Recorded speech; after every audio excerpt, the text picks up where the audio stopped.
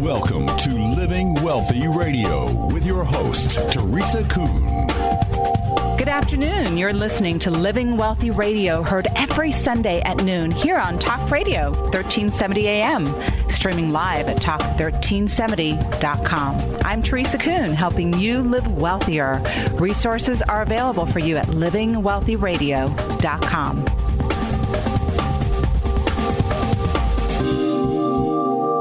Do you ever find that your memory seems a bit fuzzy or that you forgot things that happened just yesterday? Do you ever feel like your mood swings are unbearable? Are you happy one moment, angry the next for no reason at all?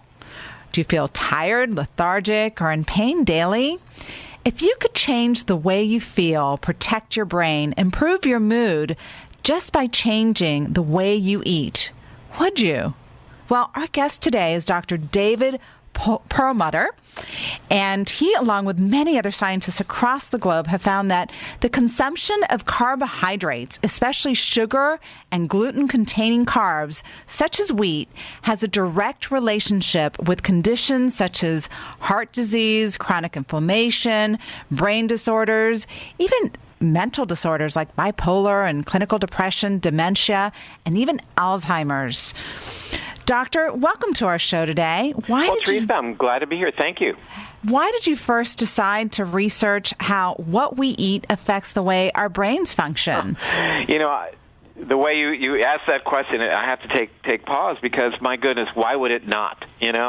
We've come to think that we should just be able to live our lives come what may, and then once we start to forgetting why we walk into a room, why we expect that there's going to be some magic pill available for us that we can take and make everything all better. But well, you are a neurologist, right? You're trained under the traditional medical convention. And therein lies the reason I wrote this book, because I found after practicing neurology for a number of years, well into my first 15 years of practicing neurology, I realized that just isn't good enough, that we know now, and the literature is certainly replete with references indicating that our lifestyle choices have a profound effect on every system in our bodies, like our heart, like our muscles and bones and immune system, and the brain as well. And what was so challenging to me is that no one was willing to talk about it, despite the fact that we had this incredible body of wonderfully researched publication that was out there in the ether, and again, it was being ignored. So who published all this information? Certainly not the conventional medical. These publications have been appearing in the Journal of Neurology, Archives of Neurology, New England Journal of Medicine, Journal of the American Medical Association for years, indicating that some simple premises like mild elevation of blood sugar can have a dramatic and detrimental effect on the function of the brain. I mean, just recently in the New England Journal of Medicine, that's probably arguably the most prestigious medical journal on the planet, was a fascinating report showing us that even having blood sugars of like 105 to 110 that most doctors might give you a pat on the back and say, hey, don't worry about it.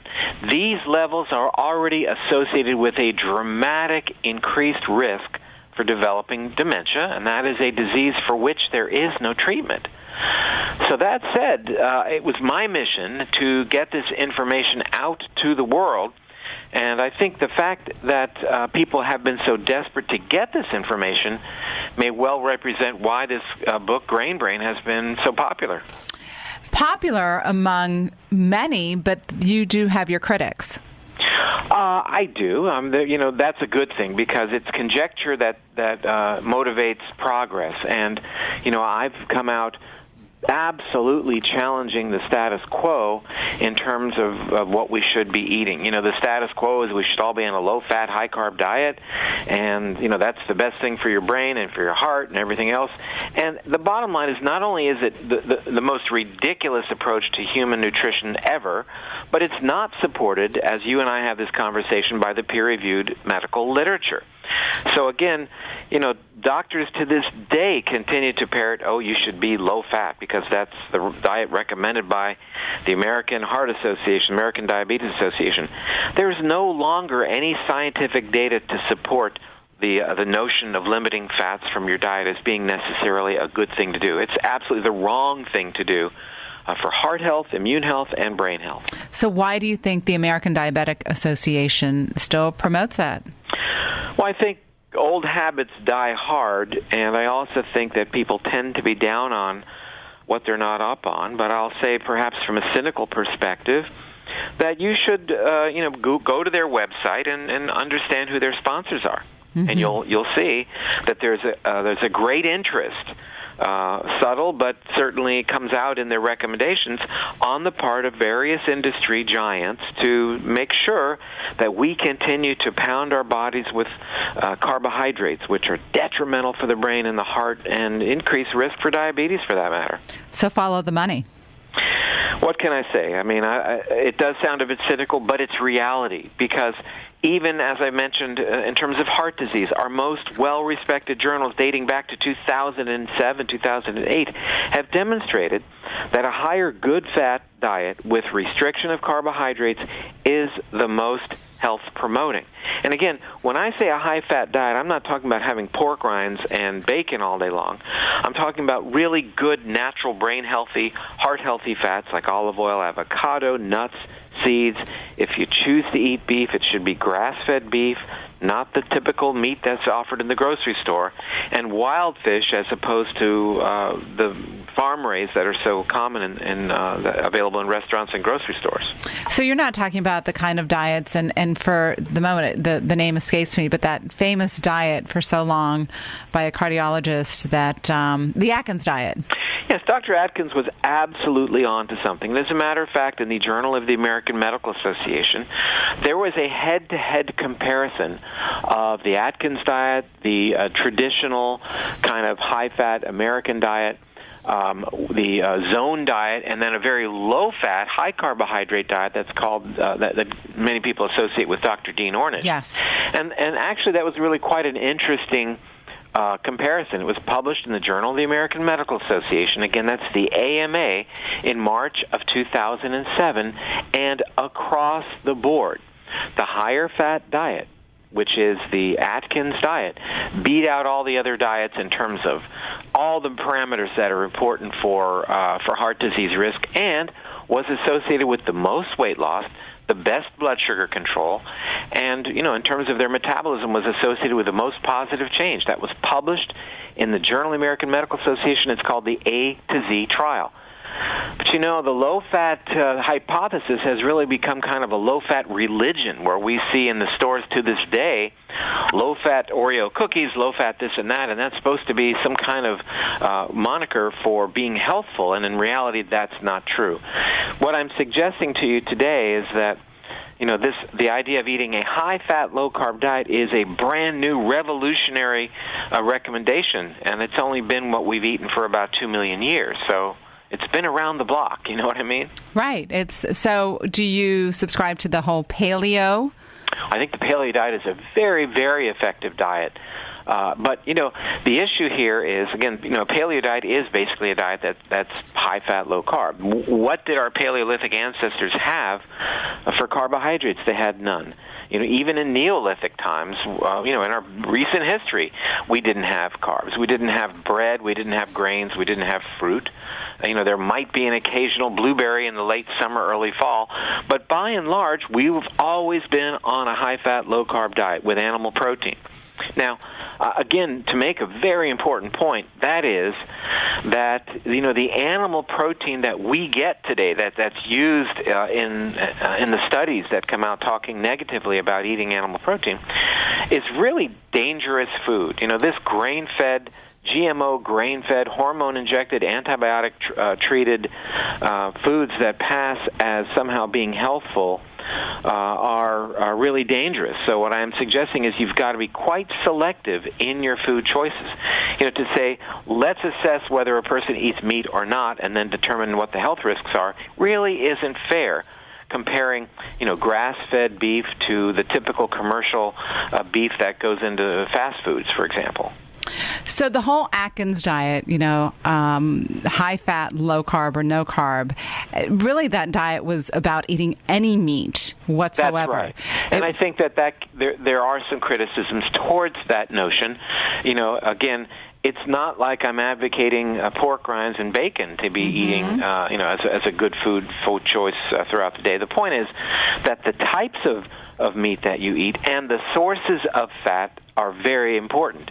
If you want to go on a high-fat diet, and that means having prepared foods with trans fats, hydrogenated, damaged fats, then by all means, that's going to increase your risk for some very dangerous things down the line. Cardiovascular risk, probably brain issues, and certainly immune problems, which translate into risk for cancer. So that said, you've got to be really selective. Is it challenging? It is to some degree. But I think that, the success of Grain Brain, the success of this book has been because we've made this user-friendly. We've given people what they need to know when they go to a restaurant, when they go to their doctor's office, when they go to the grocery store. What are the right questions to ask and what they should be looking for?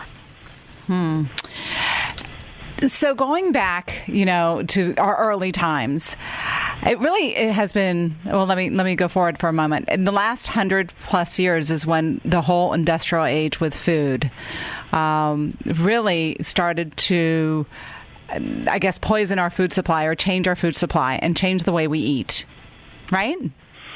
Oh, no question. And only in the last 100 years have we seen illnesses and diseases that we never saw.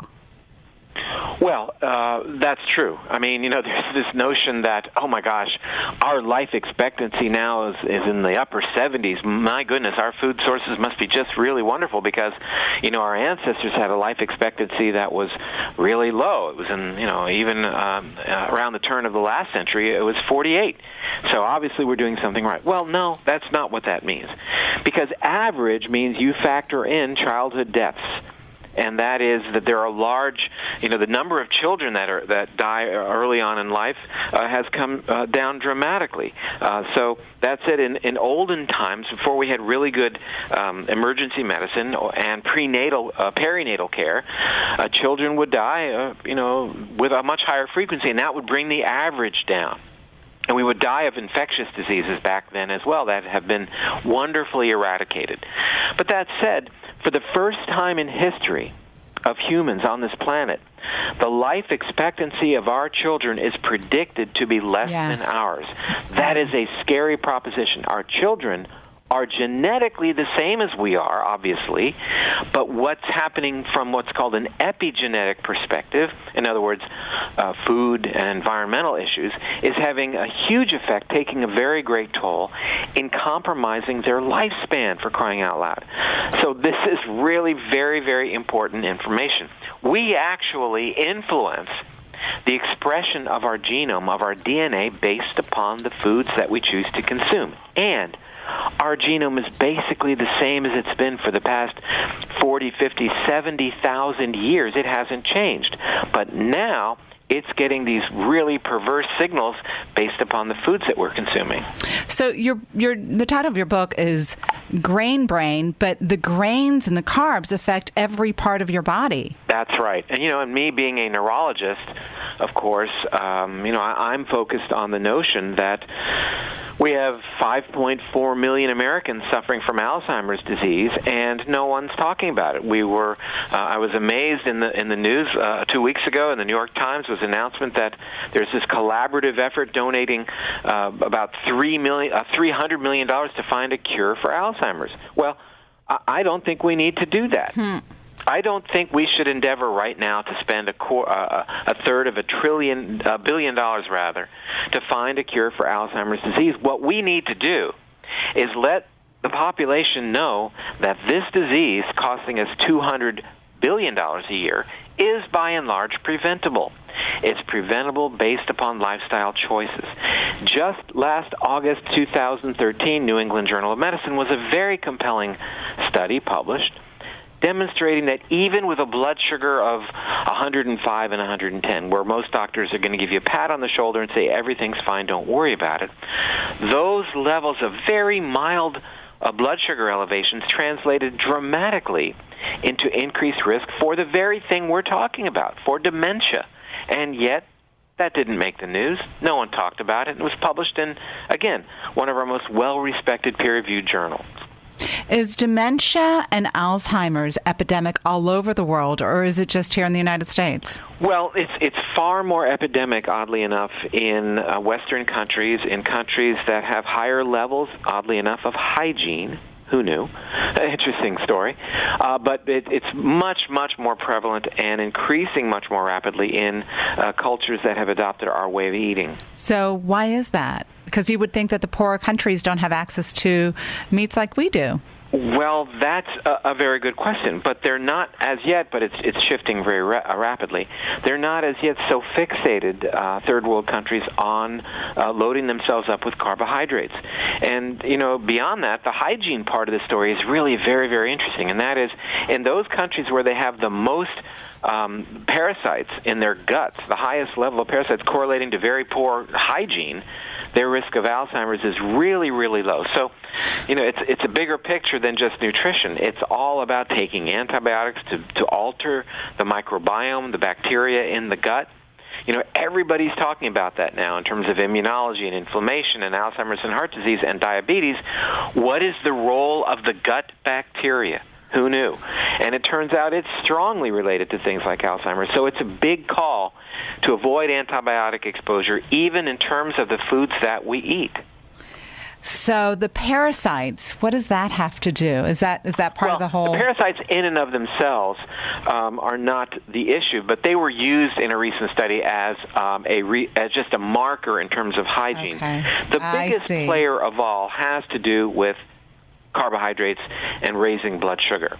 These are studies that go back to 2008, 2010, and when you raise blood sugar by consuming a diet that's high in carbs, what happens is you change your proteins. It's called glycation, meaning sugar binds to protein. And when that happens, when you glycate your proteins, you turn on inflammation and the action of chemicals called free radicals. These are the cornerstones of Alzheimer's disease. And this isn't news. It's been talked about for years. In 2012, in the Journal of Alzheimer's Disease, January of 2012, the Mayo Clinic, the well-respected Mayo Clinic, published a report indicating that those individuals favoring a high-fat diet have a 44% reduction in risk for becoming demented compared to those favoring the standard high-carb American diet, whose risk comparatively is increased by close to 90%. Now, this is a disease for which there is no treatment, and our most well-respected journals are telling us what the clues are here. Dr. Deborah Barnes of University of California, San Francisco, recently published in the journal Lancet Neurology, indicating that 54% of Alzheimer's patients in the United States didn't have to get that disease had they paid attention to certain modifiable lifestyle factors.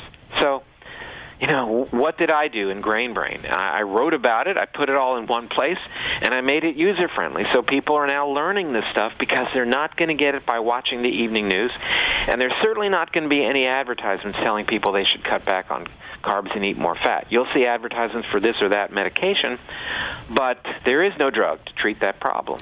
There's so many industries. If you're going to follow the money, and I don't mind going to the skeptical, cynical part because, it's just the reality. And, I went to law school, so, I've got that legal training. But you've got so many industries that are so well-funded by the dementia and the Alzheimer's. You've got the food, you've got the pharmaceuticals, you've got the hospitals, you've got the insurance. There's so much money behind treatment and not prevention. Well, that's right. That is basically, you said it. This is how medicine is practiced today. There is no emphasis on prevention whatsoever, only on hoping for a magic pill. With the huge Washington healthcare debate about this part of the program and that part of the program, I think it's all well and good, but you have to understand this is not a healthcare initiative. This has nothing to do with health. It has only to do with illness, what happens to you when you become sick. And I would contend that is ridiculous. Not that it's not wonderful to have these things available, but let's keep people healthy in the first place. It's cost-effective. It's emotionally the right thing to do. It's morally the right thing to do. This isn't news. the Yellow Emperor in the 4th century BC said that maintaining order rather than fixing disorder is the ultimate principle of wisdom. To cure a disease after it has manifest is like digging a well when one feels thirsty or forging weapons when the war has already begun. So my point is, let's keep people healthy. Let's tell them what is the current science focused on in terms of maintaining health, and what can you do to change your lifestyle so that you don't suddenly walk into a room and forget why. So if somebody has dementia or has, symptoms of dementia, is it reversible? It can be, yes, ma'am. I will tell you, first of all, that many, I'm a practicing neurologist. As a matter of fact, I just left my office to do this interview with you today, seeing dementia patients beforehand. And I have to admit, a lot of the patients come in with issues of memory, et cetera, and frequently it is because of their medications that they're taking. Taking too many, having an adverse reaction to one or more of them, and that's really the first place we look. But even Alzheimer's disease in some patients can be improved by changing the diet. And that is, it's a heck of a statement, but it's something that we see very frequently. It's something that I wrote about in Grain Brain. And it's something I think that people need to understand, because I, like many of your listeners, am the child of an Alzheimer's patient.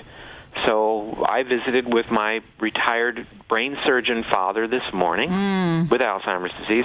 He was a brain surgeon? Yeah, Leahy Clinic, wonderfully trained individual. So tragic. I get this. And, when I'm walking down the hallway with the family members after I've evaluated mom or dad, and they say to me, what can I do so I don't end up like that? I sit them down and I give them pretty much the information that you and I are sharing right now. I hand them a copy of Grain Brain, and I say, you've got to do this. You've got to start right now, because that situation doesn't have to be your destiny. You can rewrite your destiny. You can rewrite your book of life by paying attention to this. And again, as I said before, this isn't a revolutionary shift in human nutrition. It is absolutely getting back to what we've eaten for 99.9% of our time on this planet. The aberration is this new diet that focuses on low fat and high carbs. And there is no further literature these days up to date that is supportive of that as being healthful at all. It's completely wrong. I remember, 20 years ago, there was a girl who wrote a book about, fat causing fat, right? You want to go low fat because high fat, of course, is going to give you fat. And, well, it doesn't work that way. Of course not. When you signal your body with carbohydrates, it causes your pancreas to secrete an enzyme called insulin, actually a hormone. And insulin's job is to make and store fat. Yes. So exactly what you don't want when you're fat and trying to lose weight. Yes, if you want to lose weight, eat fat. You won't insulin signal, and you'll lose weight. Eat fat, get thin. What a concept. Who knew that was why South Beach worked? That's why Gary Taubes' books have been so effective. That's why the Atkins diet worked. Because when you eat fat, it tells your body basically the hunting is good. We don't need to store calories. We don't need to store calories. Bingo. That's it, right? So we're going to take a quick break. Dementia, Alzheimer's. If you've seen a loved one go through the stages of these diseases, you know that it can be devastating for you, for them. If you could eat to improve your brain health, would you want to know what the best foods are to eat? Stay tuned, and we'll be talking to Dr. Perlmutter about how to protect our brains from diseases such as these. We'll be right back. Teresa Kuhn with Living Wealthy Radio. Living Wealthy Radio. Visit Teresa's team online at livingwealthyradio.com, 1-800-382-0830 now. Call 1-800-382-0830. Welcome back, Austin, to Living Wealthy Radio with Teresa Kuhn. You eat for energy, to lose weight, to feel your best. What about eating to protect your brain? Did you know that there are foods that the FDA recommends eating sparingly that can actually help improve your brain health? Dr. Perlmutter is our guest today, and he says we should be eating more fat, less carbohydrates to help our brains function better. So, doctor, this goes against, the conventional wisdom. It goes against the grain. I know you're dying to say it. It goes against the grain. However, before we went on break, you mentioned something about the fat and how that so simply you described why healthy fats help you stay thin and help your brain. Can you repeat that? Well, again, it has everything to do with what we call insulin signaling. Insulin is the hormone in your body that tells you basically winter is coming. And what I mean by that is, in our hunter-gatherer days, the time when we would find carbs and sugar would be when the fruit ripened at the end of the summer, early fall. Winter's coming. And that's why we have a sweet tooth. We would eat those foods, the berries we might find on the ground, and it would signal the body to make insulin, to deal with the carbohydrates. But as an added benefit, it would signal your body to make and store fat so that we made it through the winter. The problem is, these days, the winter never comes, in other words, the time of food scarcity, and we're always pounding our bodies with that mechanism, signaling our bodies to make and store fat by eating carbohydrates. But that's where the mechanism came from. It actually, if it wasn't for our sweet tooth, we wouldn't be here today. But consuming fat basically, again, tells your body that food is abundant, that there's no need to store fat because you've got plenty, the hunting is good. And that's why a diet that's primarily deriving its calories from fat is the best diet to help you lose weight. And that's, again, behind the success of the various diets like the Atkins diet and South Beach diet. These are high-fat, low-carb diets. If you want to lose weight, eat more fat. But you've got to cut the carbs. So back in our ancestors, right, before the industrialization of food, they didn't have access to all the food groups that we do today, every day. That's right. I mean, carbs have never been here. We've never had carbs as we do now. So, there is an essential amount of protein that's required for human health. There's an essential amount of fat in the diet mandated for human health. The human requirement for carbohydrates is none. Not 1 single gram of carbohydrates is required for human health at all. Really? That's right. None. So, zero zilch. That's right. So you're saying, you can't have enough protein and fat? Not too much is... Oh, you can. You can have too much protein and too much fat, for sure. So, I mean, it's not a question of eating fat and protein all day long and you're going to be healthy. No, you won't, because ultimately if you eat too much protein, you'll convert that into high levels of carbohydrates. And protein, too, stimulates insulin. The only thing that doesn't happens to be fat. So, the diet that I'm talking about here is not one where we're eating, having a 16-ounce sirloin each day and 12 eggs. It's a diet that relegates the meat part of the dish, in other words, the chicken, the fish, or the grass-fed beef, as a side dish or even a garnish. It's mostly above-ground, low-carb vegetables, the colorful vegetables. This is the key to being healthy for the rest of your life, to stave off things like heart disease, diabetes, and Alzheimer's. When you eat carbs, you ultimately damage your body's ability to handle sugar and become a diabetic. So becoming a type 2 diabetic, by and large, is a dietary choice. The reason it's germane for our conversation today is quite simple. Because if you become a type 2 diabetic, you have doubled your risk for becoming an Alzheimer's patient. And again, there's no treatment for that.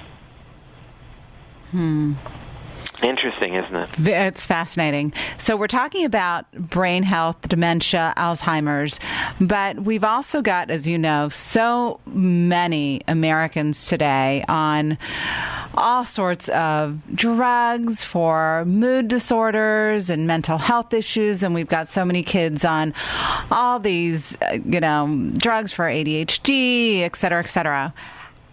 What role does diet play and the carbs play with these issues?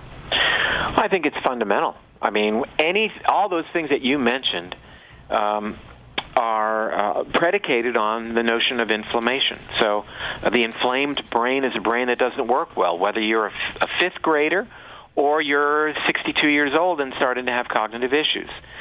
The other issue, and certainly our children are just pounding the carbs. Mm-hmm. We have been diagnosed in America now 6.5 million kids. And the scary part of that metric is that clearly 2/3 of them are now receiving brain-stimulating, brain-altering medications with the acceptance of their parents and their doctors. And it's ridiculous. 85% of all the ADHD medications on the planet are used right here in the U.S. of A. Does that mean we've got more of a problem? No. We're just diagnosing the heck out of these kids who can't sit still and have trouble focusing. And the quick fix in America is to load them up with amphetamines, basically, and that's what's going on. And we're supposed to be okay with that? That's business as usual? I'm very, very taken by that, especially as a practicing clinician watching what happens when we put kids on a low-carb, high-fat diet and oftentimes find that they're gluten-sensitive, taking them off foods that contain this protein called gluten found in wheat, barley, and rye that in some people is very, very inflammatory.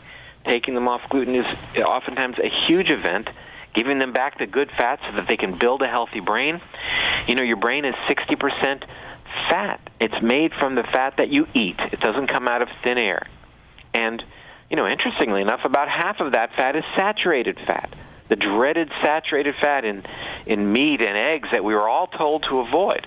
That's craziness. 50% of human breast milk fat is saturated fat. How could it possibly be wrong for the developing brain? I don't know, but some would certainly still argue differently, wouldn't they? Well, again, you know, people do tend to be down on what they're not up on. Right. So what's the long-term effects on these children's brains that have been exposed to the amphetamines? Well, I'm going to tell you a very scary answer to that question. The answer is we don't know. And that's worrisome. I mean, if I could list, you know, a bunch of things that are common that we see happening, like the development of tics, appetite suppression, growth suppression, sleep disorders, depression, mood disorders, that's already in the PDR listed in terms of, you know, the typical side effects that can occur with these medications. But long term, you know, the longest term studies are 2 years on these drugs. No one's looked at it. That's crazy. That's crazy. Yeah, we have several generations of kids on these drugs. We don't know what it's going to look like for them. Isn't that just breathtaking? Wow, it really is. And it's something that could be changed with diet. Exactly. And, you know, there's nothing really heroic about diet because it's not like, you know, going and doing an open heart operation in the middle of the night. So that said, you know, here we are talking about food, and it's kind of, maybe, I hate to say boring, but no one gets really excited about it. It's the most powerful intervention in terms of health that exists. Well, and I think there's so much resistance to changing one's diet, especially for children, because it means the entire family has to eat differently. And, you know, poor diet, what you and I would consider a poor diet, for most people, it's what they eat. It's what they're used to. It's what they like. And for the whole family to change, you know, that's pretty drastic as opposed to giving Johnny a pill, which the medical doctor says is okay to do. And that's true. So that's where, you know, I'm doing my best to act as a doctor, which means teacher. It doesn't mean healer. Well, the point is, that's my mission. That's why I wrote Grain Brain. And then when people get this information and hear the kinds of statistics that you and I are talking about today and what's really going on, then they make the decision as to whether we do what's easy, eat whatever we want, and give Johnny the pill, or we put the entire family on the most healthful diet for human beings and watch how their health will flourish. Well, one of the reasons I was so excited to have you on the show is because I have so many alternative specialists on the show, because it is a lifestyle show and it's about, you know, being healthy, and wealth is more than money, right? But you're a medical doctor. You, by definition, in this society, you know, the society regards you in a higher position than a lot of the other type of professionals out there in health. I mean, that's just the reality. So you as a medical doctor trained, saying this and speaking this and writing the book, I think carries so much more weight. Well, I think you're right, and I have to tell you, I'm amazed, thrilled at the unexpected success of this book, now in its 11th printing. Awesome. Being published in 21 countries. Fantastic. You and I are having this conversation. Yesterday it was number 1 on the New York Times bestseller list. I know. I saw that. Congratulations. It's been on that list for 21 consecutive weeks, and I think it's because people are saying, holy Toledo, I didn't know this stuff. And my goodness, we're finally hearing the other side of this story that we were never told. That, yes, as a matter of fact, our lifestyle choices play a huge role in the destiny of our brain. And there you go. And if you think about it, we don't have to be victim to something we don't understand or something we don't know. Your message is very empowering. Yes, and I think that's the point. It's giving people the other side of the story. Then what they choose to do with it is going to be up to it's going to be up to them. So we've talked about low carb, high fat diet. Let's talk about supplements. Mm-hmm. Let's talk about ways to boost brain power besides just diet. What else can we do? Well, I think that these days, pretty much everybody in the field would agree that we're pretty deficient in vitamin D. And it turns out that vitamin D is not a vitamin. It's actually a hormone. It's built from cholesterol, of all things. And that said, I'm really aggressive with supplementing my patients with vitamin D. I think people need aggressive, good probiotics for really reasons that you and I just talked about in terms of the role of gut bacteria in modulating inflammation, for example. And that said, so we're really aggressive with that. I like alpha-lipoic acid. And I'm really thinking that DHA, a specific omega-3 called DHA, is really one of the most important nutritional supplements that people can take because, frankly, the diet is not good enough anymore. The vitamin D, is there a specific kind of vitamin D that you recommend? Well, it's vitamin D3. D3, Any okay. brand will do. Okay. But that said, you might ask me a dosage. It's usually the next question, and there is no right dosage. What is right is the blood test that then shows you what the vitamin D level is. So that, Teresa, you might need 2,000 units of D a day, and I might need 10,000. You don't know until you look at your blood work. So we try to keep the vitamin D level in the middle to the upper part of the so-called normal curve. Mm-hmm. And then we've got probiotics, of course, the coconut oil, which you're a big fan of. Yeah, I think coconut oil is really great. It's a wonderful source of brain-healthy saturated fat. It is 90% saturated fat. Couldn't be better. And that said, I'm all over it. I mean, it's been very, very effective in our treatments for Alzheimer's, for example. You also recommend resveratrol and turmeric. Yes, and, the idea of using turmeric as an anti-inflammatory, that's brand new, too. That was only first described in the Vedic text some 3,000 years ago. So, again, this is really very, very important information. So, I think people need to be on some supplements. If our foods were ideal, right, then there wouldn't be any need. But, and if we were outside naked all day long, getting in the vitamin D, plenty of vitamin D, then we wouldn't need supplementation. But most of us don't live our lives outside naked all day long. Right, right. One surprising thing that some people might be surprised about is coffee. Yes, coffee turns out to be powerfully anti-inflammatory. And actually, several recent studies have been published demonstrating some really exciting things that coffee can do to actually protect the brain. There was one study looking at risk of developing Alzheimer's disease. It was published in the Journal of Alzheimer's Disease in September of 2009. And the study demonstrated that in those individuals consuming 3 to 5 cups of coffee per day, their risk of developing Alzheimer's was 65% decreased. That's huge. Again, September 20th, 2009, in the Journal of Alzheimer's Disease. These are all on my website, which is drperlmutter.com. Everything's listed. You can search the site by term. You can put in coffee, and these articles will come up.